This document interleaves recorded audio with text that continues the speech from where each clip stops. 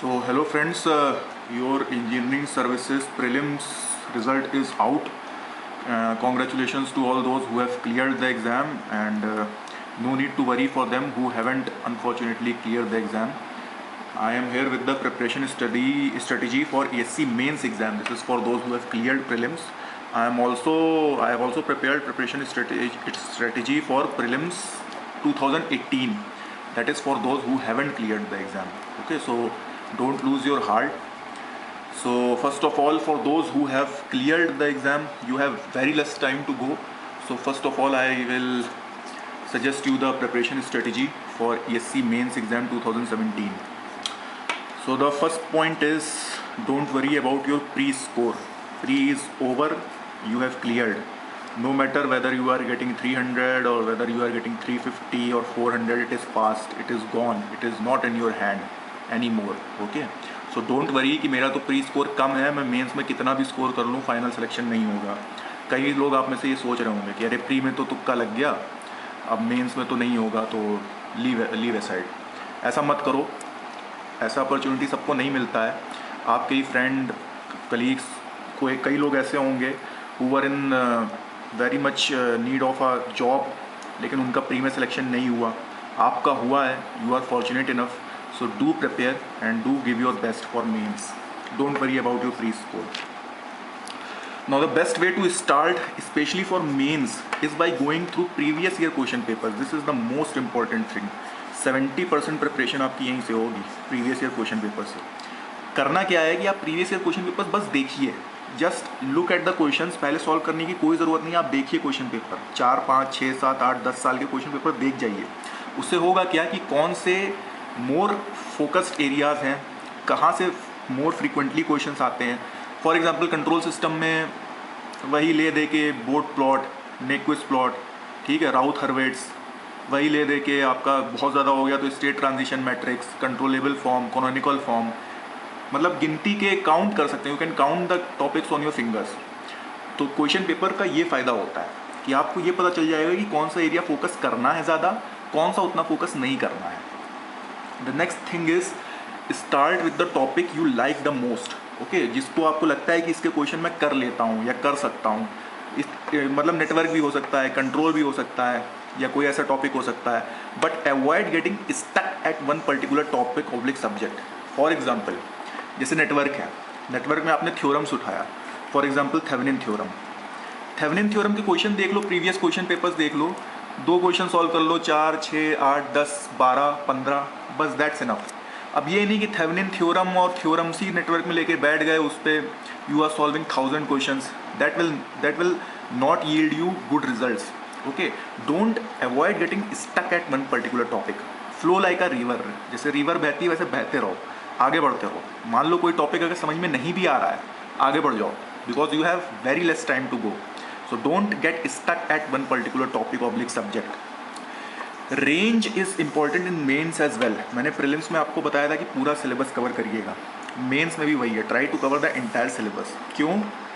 Question कैसे set होगा मैं बताता हूँ. क्वेश्चन नंबर 2A EMFT से होगा, डिराइव गॉस इक्वेशन या डिराइव पॉइजन्स इक्वेशन और साथ में न्यूमेरिकल लगा होगा. क्वेश्चन नंबर 2B मशीन से होगा. क्वेश्चन नंबर 2C कंट्रोल से होगा.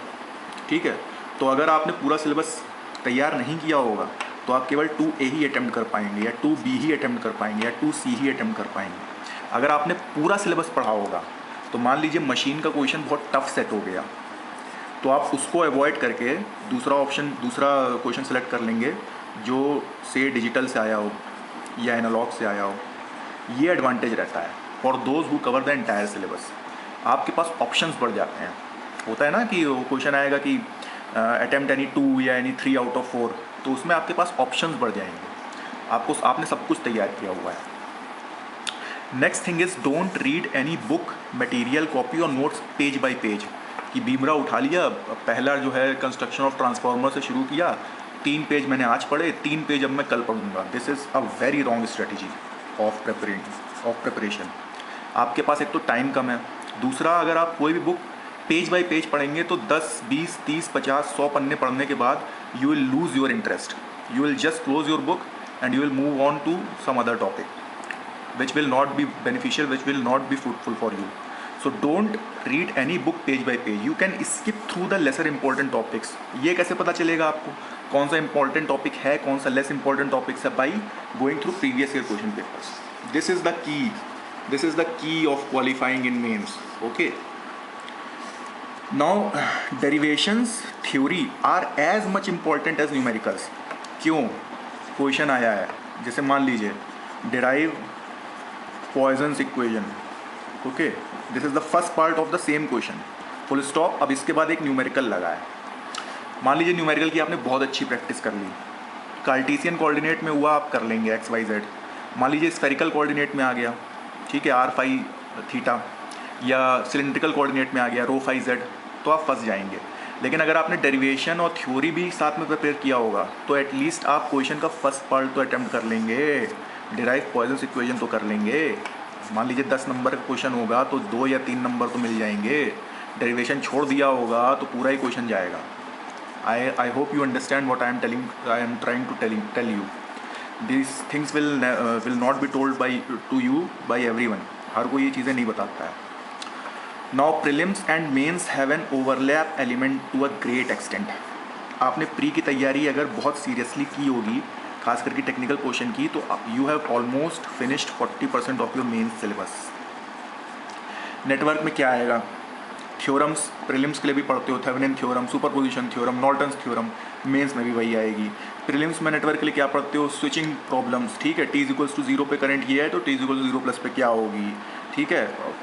प्रीलिम्स में कंट्रोल में क्या पढ़ते हो? Nyquist plot, Bode plot, Routh Hurwitz. Mains में भी वही है. So there is a great element of overlap in your prelims and mains preparation. Now solve questions. जब आप सॉल्व करेंगे previous year question papers, solve them on A4 sheet. जैसे ये A4 sheet है, इस पर सॉल्व करिएगा with a single pen in exam mode, ठीक है. एग्ज़ाम में कई लोगों की ये मेंटेलिटी होती है, खास करके कन्वेंशनल मेंस में, कि मैं तो एक क्वेश्चन बहुत ही नीट हैंड राइटिंग में करूँगा, उसके बाद एक लाइन खींचूंगा, उस लाइन को खींचने के बाद फिर मैं पेज पलटूंगा, फिर मैं दूसरा क्वेश्चन शुरू करूँगा. कभी नहीं हो पाएगा, ठीक है, कभी नहीं होता है. When you are in exam room तो वहाँ पे इतना प्रेशर होता है और इतना तेज़ करना होता है कि सिंगल पेन ही यूज़ करना, वरना you will mess with your question paper. Single pen use करना. और एग्ज़ाम मोड में रनिंग हैंड राइटिंग में हैंड राइटिंग केवल इतना होना चाहिए कि पढ़ने में आ जाए. जैसे मेरी हैंड राइटिंग आप लोग देखिए हैं, ठीक है, बहुत ज़्यादा अच्छी नहीं है, लेकिन you can read at least, बस that's enough. Topics like machines, power electronics, power systems should be covered in phases along with other subjects. Electrical वाले ध्यान देंगे और इलेक्ट्रॉनिक्स वाले भी ध्यान देंगे. Machines, power electronics, power system, ये टॉपिक्स तो आपको तैयार करने हैं, लेकिन इन टॉपिक्स के साथ प्रॉब्लम क्या है? जैसे मशीन्स में आपने डीसी मशीन तैयार की, आपने इंटरपोल्स तैयार कर लिया, आपने आर्मेचर रिएक्शन तैयार कर लिया, ठीक है, आपने सारी कैरेक्टरिस्टिक मशीन्स की तैयार कर लिया, आपने सब कुछ तैयार कर लिया. क्वेश्चन आ गया, draw the schematic diagram constructional features of 3 point starter या 4 पॉइंट स्टार्टर या सुपर हेट्रोडाइन एम्पलीफायर, ठीक है. तो इन टॉपिक्स का सिलेबस इतना वास्ट है कि कहाँ से टॉपिक सेट होगा, कहाँ से न्यूमेरिकल सेट होगा, कहाँ से थ्योरी सेट होगी, यू कैन नॉट प्रेडिक्ट, ठीक है. तो इन सब्जेक्ट्स को जब आप उठाइएगा तो इनको फेजेस में कवर कीजिएगा. ऐसा नहीं कि अब मैंने मशीन्स उठा ली है तो अब मैं 1 महीने तक मशीन की तैयारी करूँगा. It is a wrong strategy. Machine उठाई है तो जैसे मशीन आज उठाई तो 3 दिन में मैं डीसी मशीन ख़त्म कर दूँगा. सेट टारगेट्स फॉर यू कि 3 दिन में मैं डीसी मशीन्स के सारे प्रीवियस ईयर क्वेश्चन पेपर्स लगा लूँगा.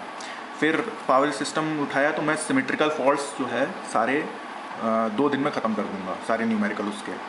तो ऐसे आप बढ़िएगा आगे. ओके.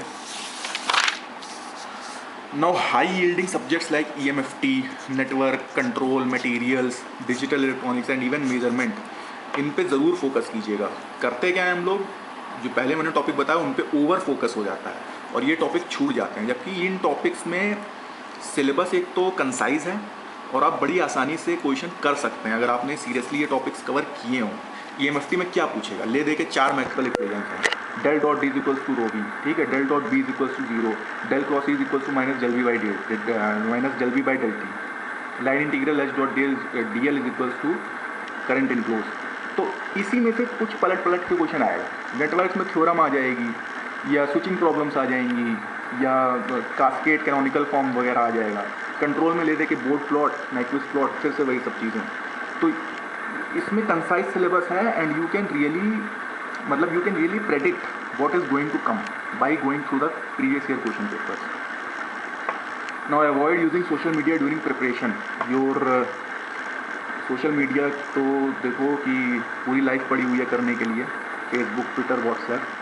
कितने लाइक मुझे मिले, कितने लाइक मेरे दोस्त को मिले, दोस्त को ज़्यादा लाइक मिल गए तो अब मैं वापस जाऊंगा, कुछ और बनाऊंगा, उस पर कुछ और डालूंगा ताकि उससे फिर ज़्यादा मुझे लाइक मिले।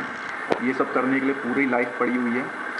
Set your priorities in life. अभी आपकी प्रायोरिटी है एग्ज़ाम क्लियर करना, बाद में अपनी प्रायोरिटीज़ अपने हिसाब से सेट कर लीजिएगा। You should just study, eat, sleep and play a little bit. ऐसा नहीं कि प्ले लिख दिया है तो अब 4 T20 खेल लो जाके, उसके बाद घर आके सो जाओ। मतलब थोड़ा सा physical exercise and study, eat and sleep, that's it. Now avoid group study for mains. Pre के लिए अगर आप पूछते तो मैं कह रहा था ग्रुप स्टडी कर लो, लेकिन मेंस के लिए ग्रुप स्टडी मत कीजिएगा।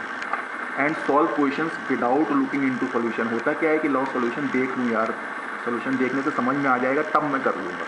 Don't do this, don't look into the solution. कई बार सॉल्यूशन भी ऐसे होते हैं कि वो स्टेप स्किप करके सॉल्यूशन देते हैं, तो आपको सॉल्यूशन ही नहीं समझ में आएगा। फिर आप उसको याद करने की, रटने की कोशिश करेंगे और आप सब कुछ भूल जाएंगे और गलत कर देंगे।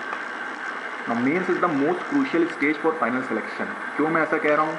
प्री चला गया और बहुत अनप्रेडिक्टेबल था प्री इस बार का, because of engineering aptitude and all the dynamic question. ये सेट है, मेंस का सिलेबस सेट है, वो क्वेश्चन पलट के ले दे के वही सब आएंगे। तो इसमें जो सबसे ज़्यादा जो स्कोर इसमें मेंस में करेगा वो मेरिट में उतना ही ऊपर जाएगा, ठीक है?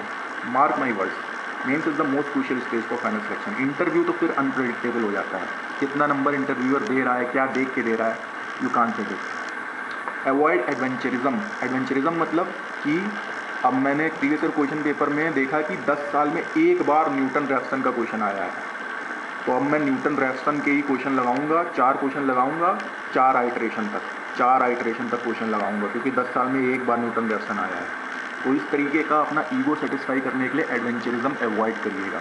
बाद में आप कर लीजिएगा जब टाइम मिले, लेकिन मतलब during your preparation you should avoid adventurism like this. And last but by no way the least, do comment for the topic you would like me to teach separately.